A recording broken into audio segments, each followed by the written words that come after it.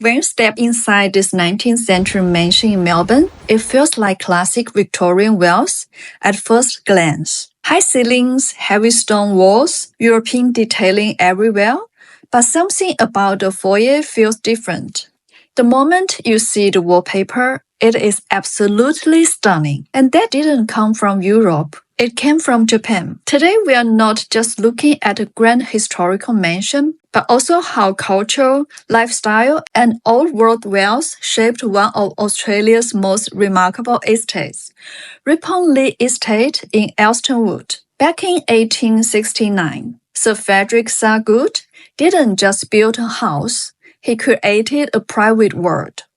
To run a place like this, it took 7 maids, 7 gardeners, a butler, and a coachman all living on site. To completely blow his guests away the second they stepped inside, Sargood and his wife decided to tile the foyer and corridors with the most expensive wallpaper they could possibly find. So they reached out to a traditional workshop in Japan that specialized in Japanese leather wallpaper and ordered a real custom design made from mulberry paper pulp. The process was insane. Master craftsmen first plated paper with a layer of tin, then carved intricate peonies into it, and pressed it into cherry wood blocks to give it that embossed faux leather look. Finally, they applied a special lacquer to turn the tin into a gorgeous gold while hand-painting the floral details over a soft pink background. But get this, just 7 years ago,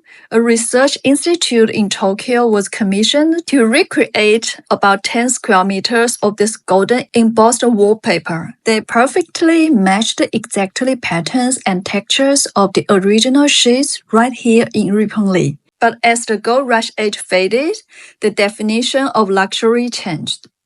By the 1930s, the mansion went through a massive makeover under its new owner, Louisa, a leading figure in Melbourne's high society. To bring the house into the modern world, she flipped the vibe, turning a stiff Victorian house into the ultimate party pad.